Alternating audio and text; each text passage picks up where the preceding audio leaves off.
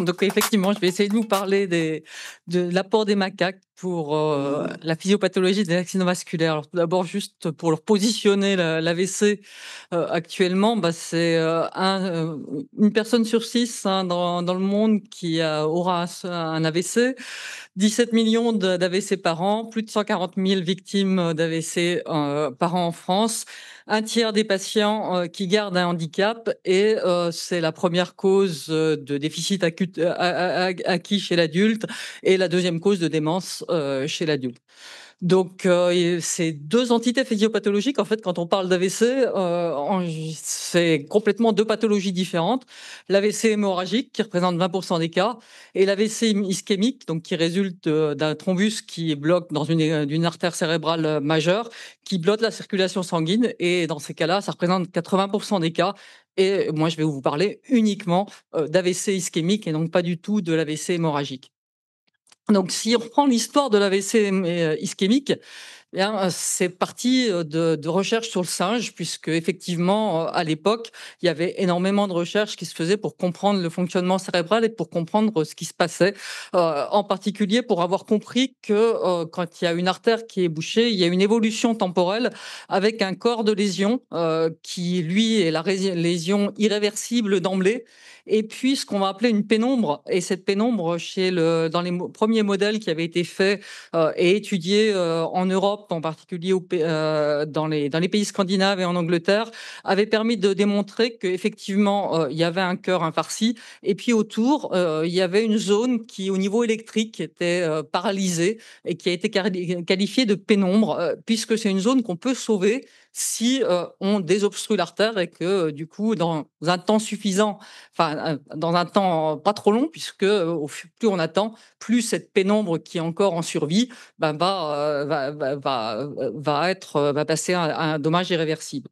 Et en fait, ce qui a été vu, donc, c'est essayer de regarder quelle était la temporalité des événements qui se passaient, en particulier comprendre ce qui se passait une fois qu'on débouche l'artère, est-ce qu'on arrive à tout sauver.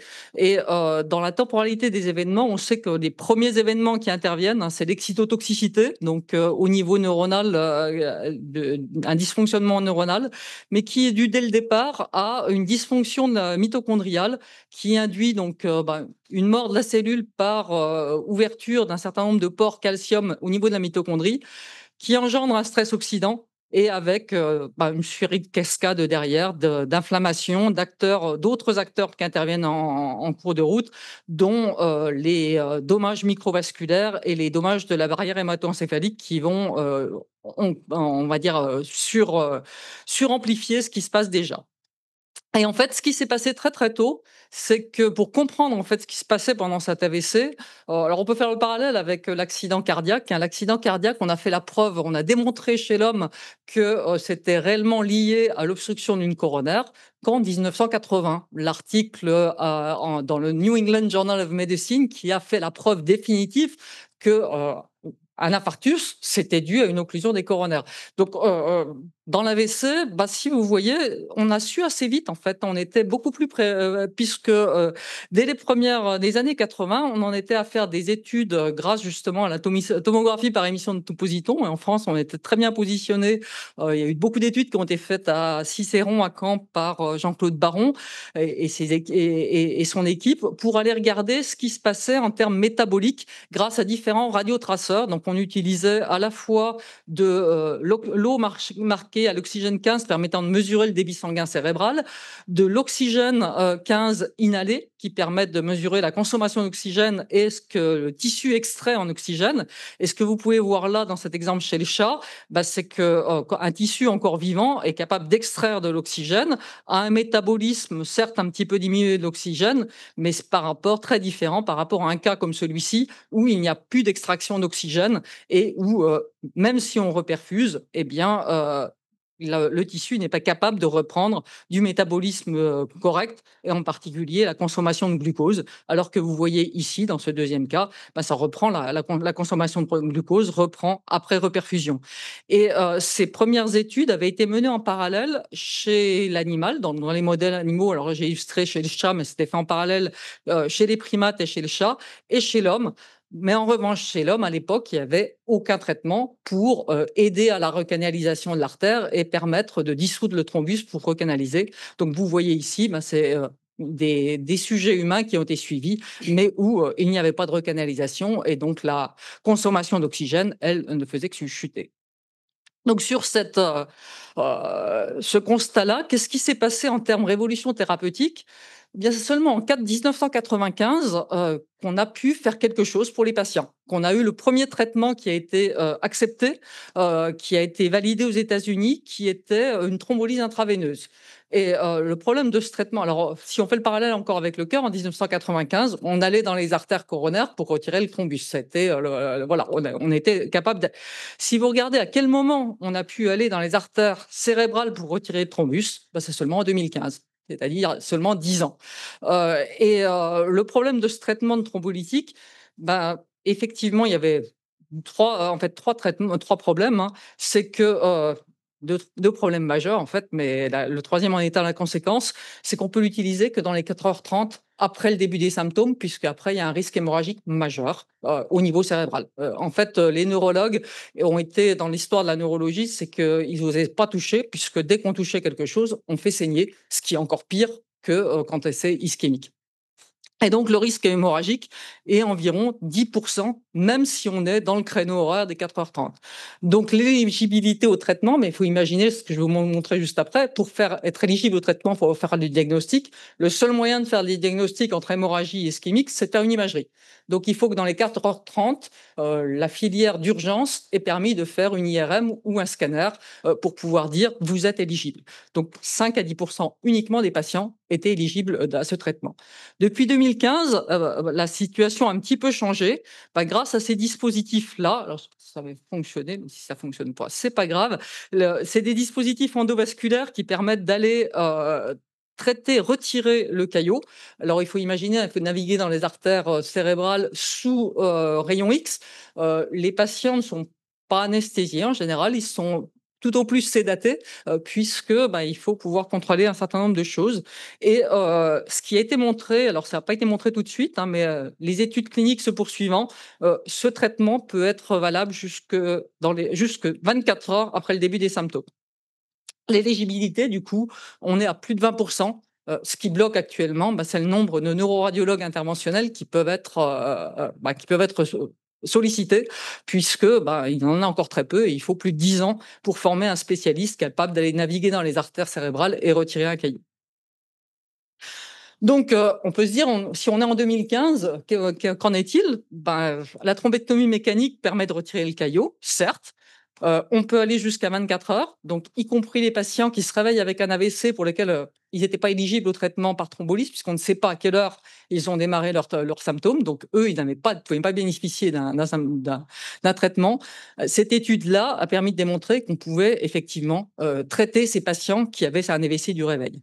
Cependant, il y a encore 50 des patients, qui présentent une recanalisation qui a été appelée futile. Alors c'est pas complètement futile, hein, c'est toujours utile de recanaliser, mais ce qu'on n'a pas, c'est que, on n'a pas le bénéfice espéré, escompté en termes de récupération fonctionnelle. Des patients vont peut-être décéder, vont avoir en tout cas, beaucoup un handicap encore très sévère, malgré une artère qui, elle, est devenue perméable. Donc il y a quelque chose ici qui intervient, ce qui a été appelé les dommages d'ischémie-reperfusion, alors qui sont très bien connus dans le cœur, mais qui, dans le cerveau, ben, n'étaient pas connus tellement au niveau chez l'homme, puisqu'il y avait très peu d'études qui permettaient de montrer que les patients étaient recanalisés. Donc, c'est une priorité, mais on n'a pas de thérapie pour l'instant.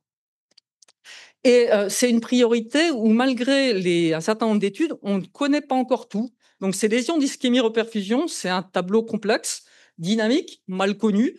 Je vous ai dit, il y a de l'excytotoxicité, il y a, des dysfonctions mitochondriales, il y a, des dépolarisations autour d'un infarctus. Un peu plus tard, il y a de l'inflammation avec des dégâts secondaires liés à l'inflammation. Il y a des ruptures de la barrière hémato-encéphalique, alors qu'on peut très bien voir chez l'homme en faisant une imagerie avec un agent de contraste et on regarde que le produit de contraste passe dans cette région. Heu Et il y a, aussi alors un certain nombre d'œdèmes malins, c'est-à-dire que, il y a, un gonflement du tissu brutalement, lié en particulier aux désordres mitochondriaux et qui, conduit à une mortalité, assez importante en aigu, avec en plus des transformations hémorragiques. Si vous regardez ici, l'inflammation peut également être suivie, ce qui a été montré avant, on peut la suivre en imagerie avec la tomographie par émission de positons. On peut voir qu'elle intervient beaucoup plus tard et puis si vous regardez ici, qu'elle se distribue, dans une, région cérébrale beaucoup plus large que ce qui était au départ pour conduire à une inflammation un peu globale, qui se distribue même dans l'hémisphère contralatéral, celui qui n'a pas été touché. Donc là, je reste encore chez l'homme. Qu'est-ce qu'on fait actuellement? Quelle est la prise en charge clinique, dans l'AVC? Et ben, c'est, d'aller au plus vite vers l'imagerie. Alors l'idéal, c'est d'aller dès la première heure des symptômes. En France, la filière a beau être très organisée, on n'arrive pas pour l'instant à avoir de patients dans cette heure, ce qui est appelé la golden hour, qui sont traités dès la première heure des symptômes. Il y en a dans d'autres pays, en Europe, en Allemagne, où il y a des stratégies pour aller à l'imagerie le plus vite possible, donc un scanner ou une IRM permettant de faire le diagnostic et de dire c'est pas une hémorragie, c'est une ischémie puisque c'est pas du tout le même traitement. Et donc derrière, effectivement, on a une évolution hétérogène. Ce que vous voyez, ça peut évoluer vers de l'hémorragie, ça peut évoluer vers des régressions ou via la reperfusion précoce, mais l'évolution est assez imprévisible. Donc, l'imagerie a été utilisée dans tout premier pour dire l'éligibilité au traitement, pas uniquement pour faire le diagnostic hémorragie versus ischémique, mais pour dire est-ce qu'on a encore beaucoup à sauver. Si vous regardez dans ce cas qui est ici, la lésion irréversible est toute petite. En revanche, la zone ischémique est encore très très large par rapport à ici où la zone à sauver est minimum. Bien dans ces cas-là, ce patient-là va pas être privilégié par rapport à ce cas-là. Ça, c'était, on va dire, il y a encore 2, 3 ans. Aujourd'hui, avec beaucoup plus de cas de thrombectomie et beaucoup de patients qui sont traités grâce à la thrombectomie, même ces patients-là, dans certains cas, restent tout à fait éligibles au traitement. Mais du coup, la pénombre, mesurer la pénombre, c'était quelque chose de très important et d'autant plus qu'on connaît les seuils de perfusion cérébrale, qui, permettent de dire: «On peut sauver ou on ne peut pas sauver». En dessous de, 22 millilitres par 100 grammes par minute, le tissu souffre, mais ça va encore. En dessous de 12 millilitres par 100 grammes par minute, le tissu cérébral, a de grandes chances d'être endommagé de manière irréversible. Donc, savoir à pouvoir mesurer est essentiel. Donc, il y a une grosse place pour l'imagerie. Alors, si on regarde en termes historiques, c'est la tomographie par émission de positons qui a donné les valeurs de référence, et ça a été mesuré chez les primates. Ça a été vraiment, ces seuils de référence ont été mesurés dans les modèles chez les primates. Après, puisque ça, c'est pas possible dans l'urgence, c'est pas possible dans beaucoup de centres, pour pouvoir avoir quelque chose disponible pour tous les patients, le scanner de perfusion ou l'IRM de perfusion sont les méthodes qui sont aujourd'hui les plus utilisées, dans le monde pour pouvoir, faire le diagnostic en urgence chez les patients. Donc ce sont les méthodes cliniques aujourd'hui.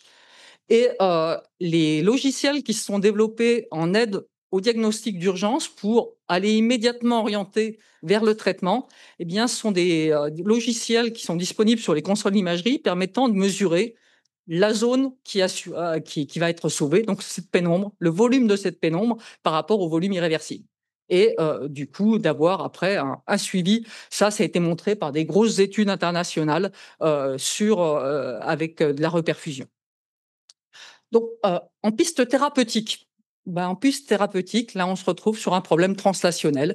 Il y a plus de 1000 molécules qui ont été testées, en particulier dans les modèles rongeurs, en préclinique. Plus de 250 essais cliniques, la plupart avant 2015, donc avant qu'on ait la thrombectomie.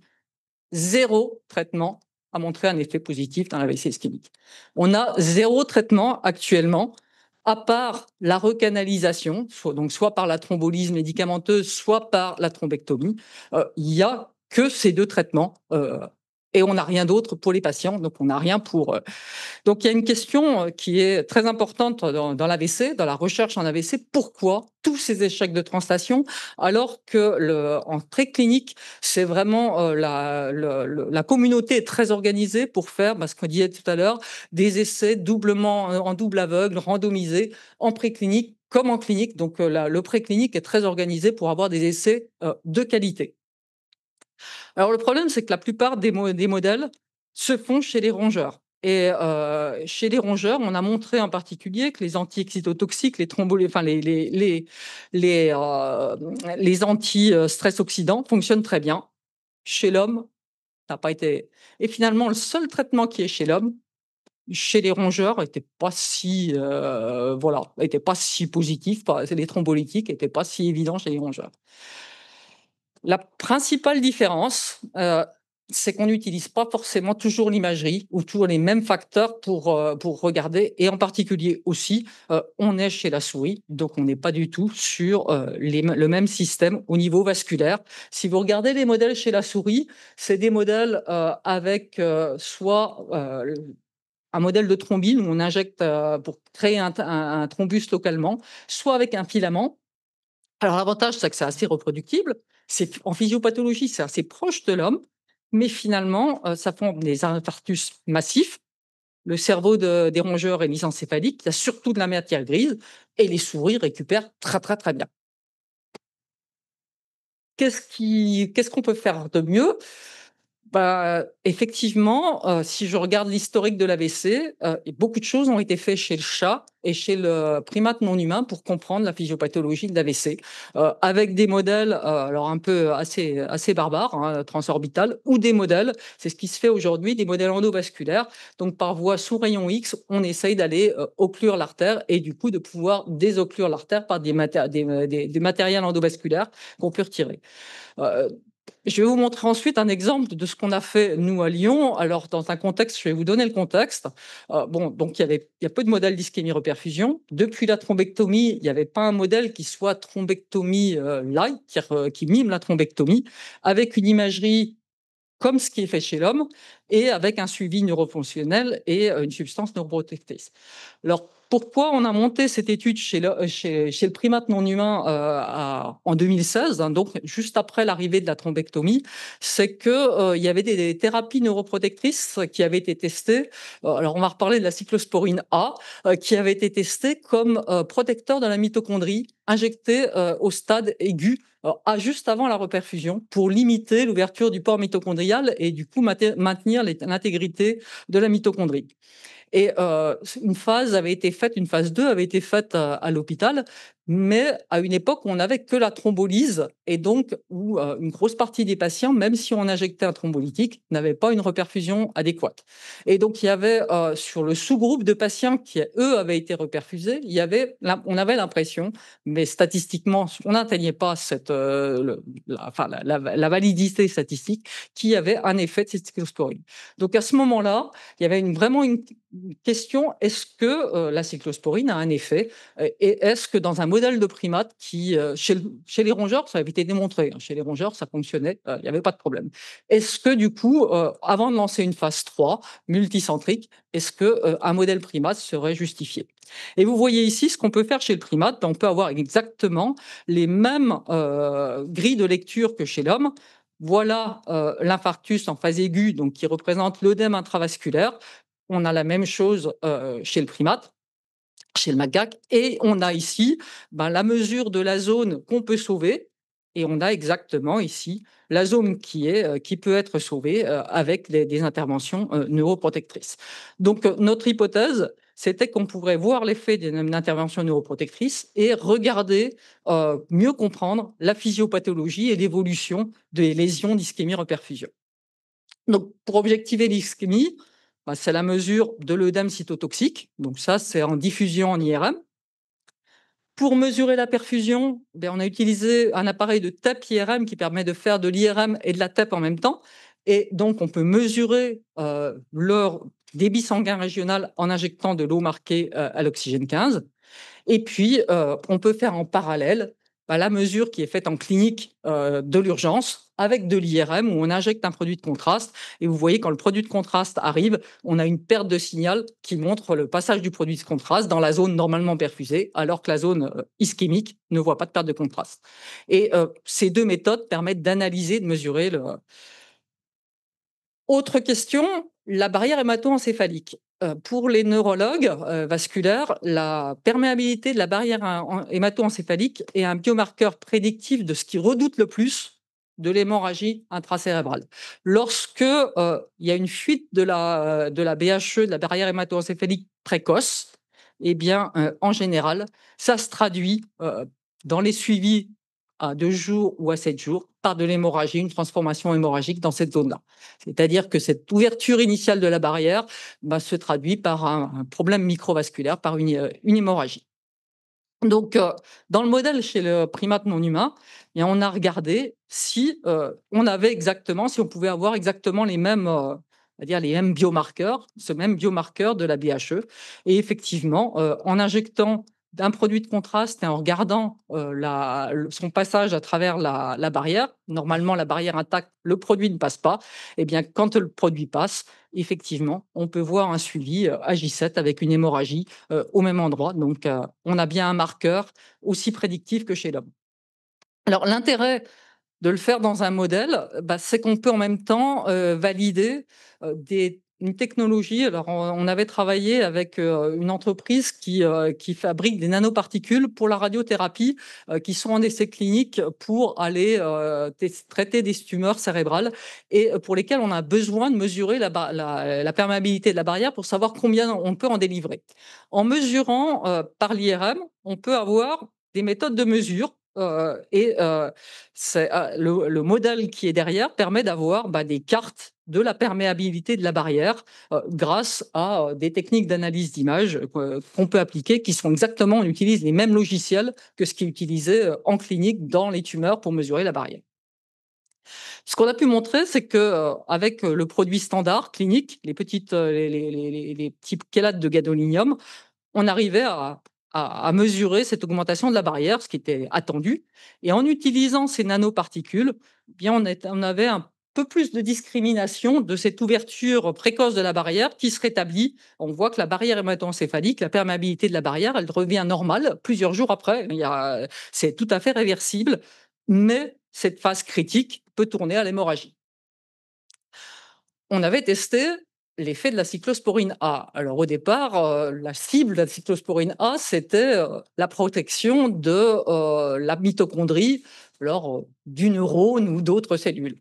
Eh bien, ce qu'on a vu, c'est que ce qu'on faisait surtout en injectant la cyclosporine A, c'est qu'en aigu, on avait protégé la barrière hémato-encéphalique et du coup, au moment de l'injection, au moment de la reperfusion, puis on avait moins de passage de produits de contraste chez les animaux traités.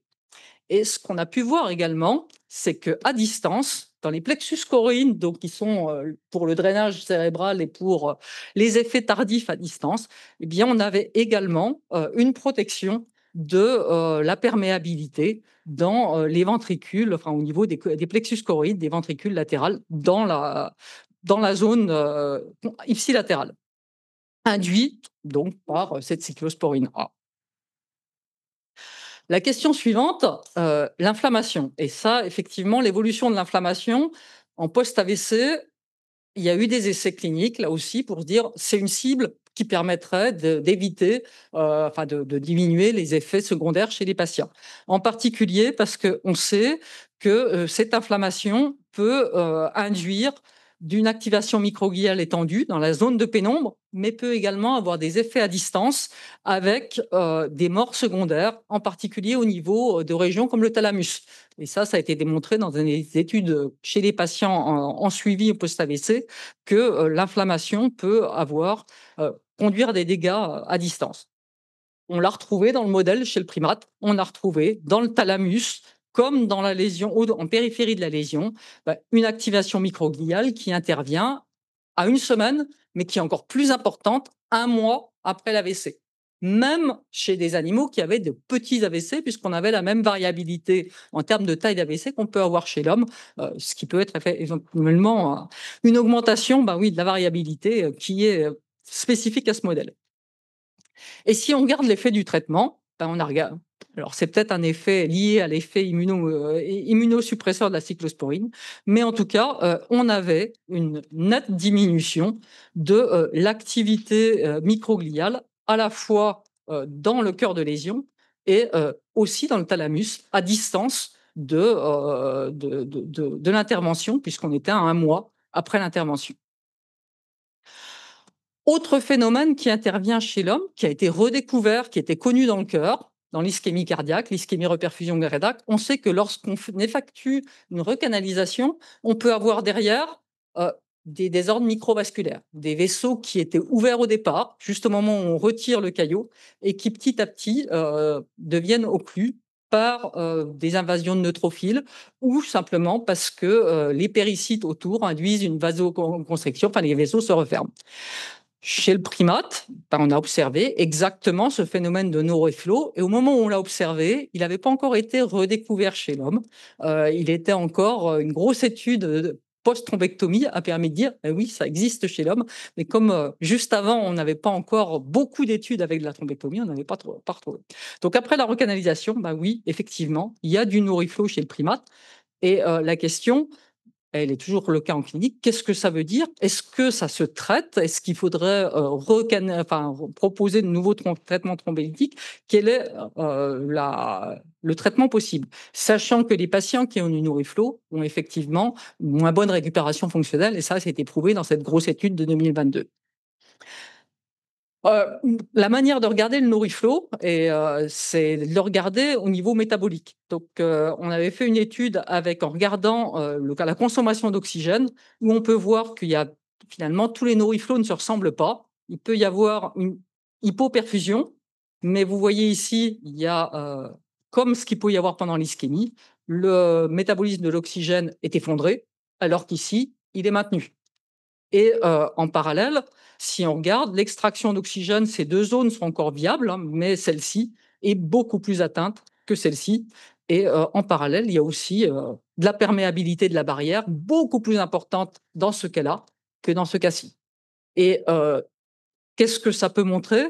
Ben, ce cas ici, alors je ne sais pas si c'est un hasard, parce qu'au niveau statistique, on était très très limite, mais la cyclosporine, c'était un animal non traité par la cyclosporine. Celui-ci est un animal traité.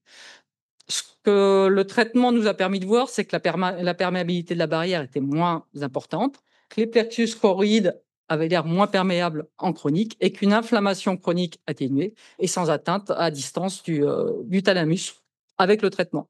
En tout cas, en utilisant les mêmes critères cliniques que ce qui pourrait être utilisé avec le traitement. Vous allez me dire, est-ce que ça va inciter des nouveaux traitements chez l'homme, de nouveaux essais? Alors pour le moment, tous les essais qui ont testé l'inflammation, chez les rongeurs et qui ont été, de manière satisfaisante et qui sont passés en essais cliniques ont eu 0 effet.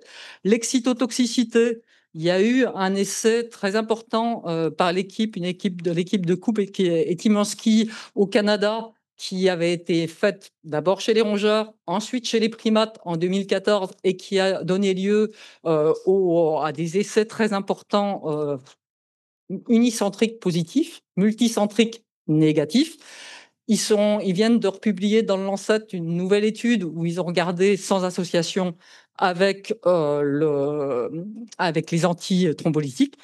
On a toujours 0 effet pour le moment, c'est un effet neutre. Alors encore une fois, c'est un traitement qui n'a pas induit d'hémorragie. La plupart des traitements, qui sont passés du rongeur à l'homme directement ont été arrêtés plus tôt liés à des hémorragies cérébrales. Donc celui-ci, ça n'a pas entraîné d'hémorragie, mais le traitement est neutre. Enfin, on n'a pas de différence entre les 2 groupes. Quelles seront les pistes?